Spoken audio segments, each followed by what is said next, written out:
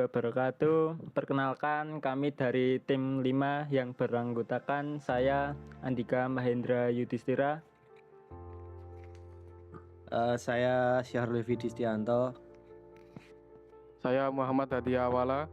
Saya Ferdian Ade Sudrajat. Saya Fajar Adit Pratama. Saya Alif Fahmi Saifuddin. Saya Satrio Wicaksono. Di sini kami akan menjelaskan tentang tutorial konfigurasi firewall, DNS, dan DHCP menggunakan MikroTik Router OS. Sebelumnya kami akan menjelaskan tentang topologi yang akan kami gunakan.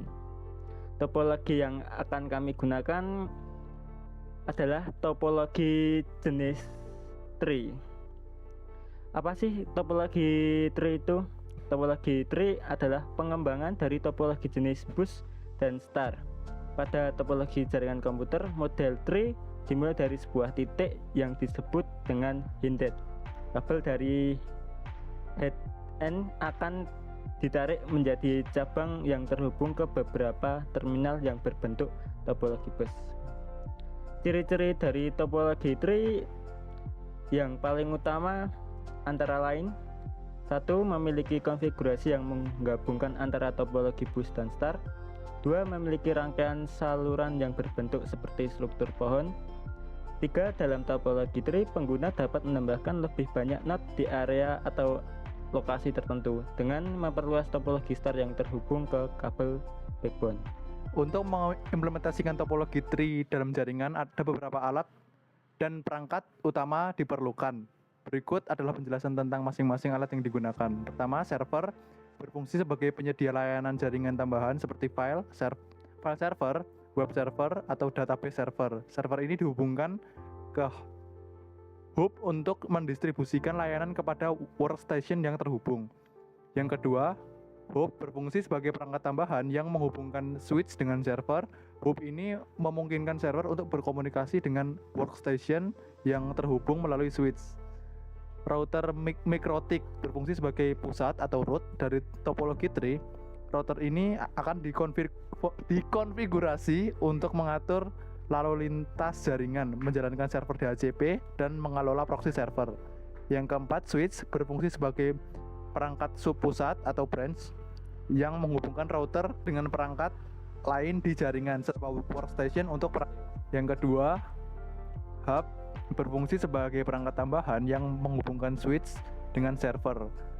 Hub ini memungkinkan server untuk berkomunikasi dengan workstation yang terhubung melalui switch. Yang ketiga, router MikroTik berfungsi sebagai pusat atau root dari topologi tree. Router ini akan dikonfigurasi untuk mengatur lalu lintas jaringan, menjalankan server DHCP, dan mengelola proxy server. Yang keempat, switch berfungsi sebagai perangkat subpusat atau branch yang menghubungkan router dengan perangkat-perangkat lain di jaringan. Setiap switch akan menghubungkan beberapa workstation atau perangkat akhir. Yang kelima, workstation berfungsi sebagai perangkat akhir atau lift yang terhubung ke switch. Workstation ini akan mendapatkan alamat IP dari server DHCP yang dikonfigurasi pada router MikroTik dan akan mengakses internet melalui proxy server yang diatur pada router. Topologi tree ini memiliki berbagai keuntungan yang menjadikannya pilihan populer untuk mengatur jaringan yang lebih besar dan kompleks. Berikut adalah beberapa keuntungan utama dari topologi tree. Yang pertama, topologi ini menyediakan skalabilitas yang tinggi karena di tiap cabang node dapat ditambahkan lagi satu atau lebih node tambahan dalam rantai hierarkis. Yang kedua, topologi tree tahan terhadap gangguan karena kerusakan di satu node tidak memengaruhi kinerja node lainnya. Yang ketiga, pemeliharaan jaringan di topologi tree lebih mudah. Keempat, identifikasi masalah jaringan di topologi tree juga lebih mudah. Yang terakhir, topologi tree lebih aman karena data dapat dipilah dulu di node penghubung sehingga tidak terkirim ke semua node yang tidak membutuhkan. Jadi menurut Anda, node Untuk hub kami menggunakan IP 192.168.168.1 dengan gateway 192.168.168.2. Untuk switch yang pertama kami menggunakan IP 200.200.172.1.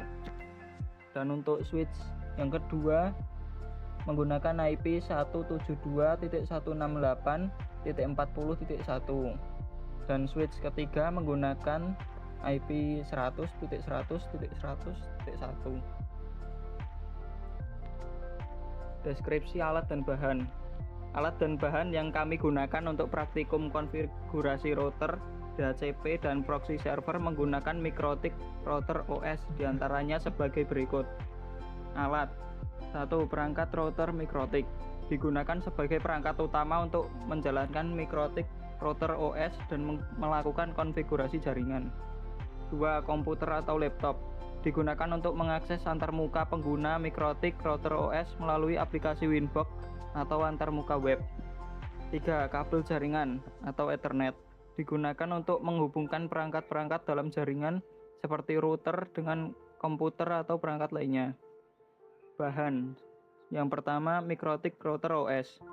Sistem operasi router dan dari MikroTik yang akan digunakan untuk konfigurasi jaringan.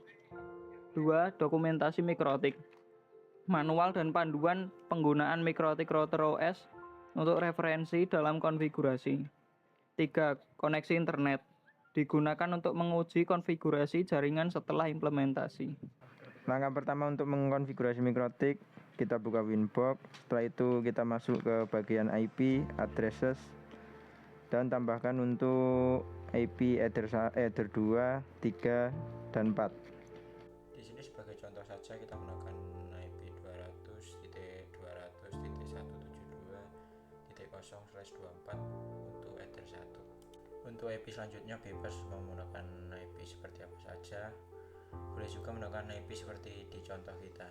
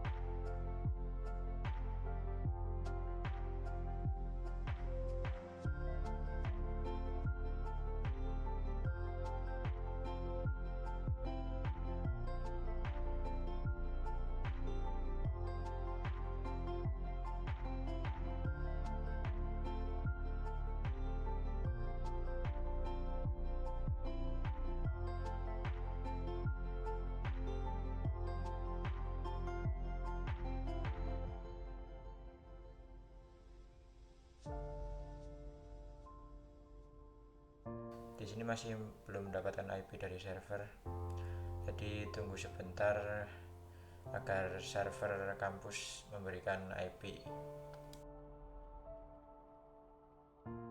Oke, dan kita sudah mendapatkan IP dari server, jadi langsung lanjut ke konfigurasi selanjutnya. Pertama kita pergi ke firewall, pilih Masquerade. Setelah itu kita pergi ke general, pilih yang out interface-nya, kita pilih yaitu header 1. Setelah itu kita apply. Selanjutnya kita pergi ke DHCP server. Untuk settingan kita bikin default aja, kita next saja sampai seterusnya, sampai tertambah di DHCP server. Terus selanjutnya kita pergi ke interface, kita pergi ke kita klik WLAN-nya. Setelah itu kita pilih yang IP bridge. Terus untuk SSID itu nama yang kita inginkan, masukkan nama, terserah kalian mau namanya seperti apa. Untuk nama kita gunakan contoh saja WP Praktik.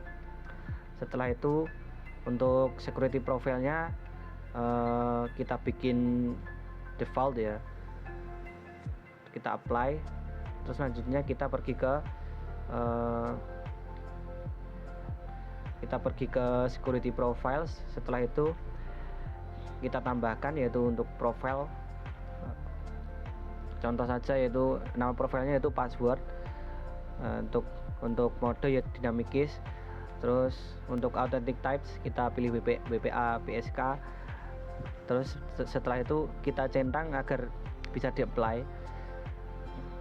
Untuk selanjutnya yaitu kita kembali lagi ke WLAN 1, kita ubah yang default menjadi password. Setelah itu kita apply lagi, kemudian kita pergi ke hotspot, terus kita pilih server, kemudian hotspot setup, kita next saja sampai tertambah.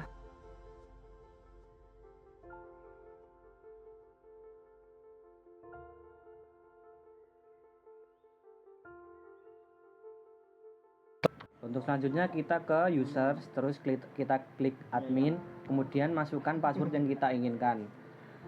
Terserah mau passwordnya seperti apa. Terus selanjutnya tinggal kita sambungkan saja wifi-nya.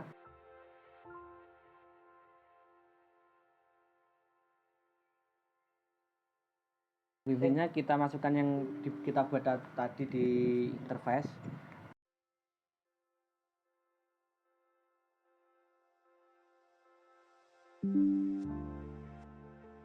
Akan masuk ke dalam web seperti ini. Kemudian kita masukkan password pada IP setting, IP hotspot. Kemudian kita masukkan password yang kita setting tadi. Terus selanjutnya yaitu kita tes kecepatan pada ada sinyal kita. Coba kita cek bentar.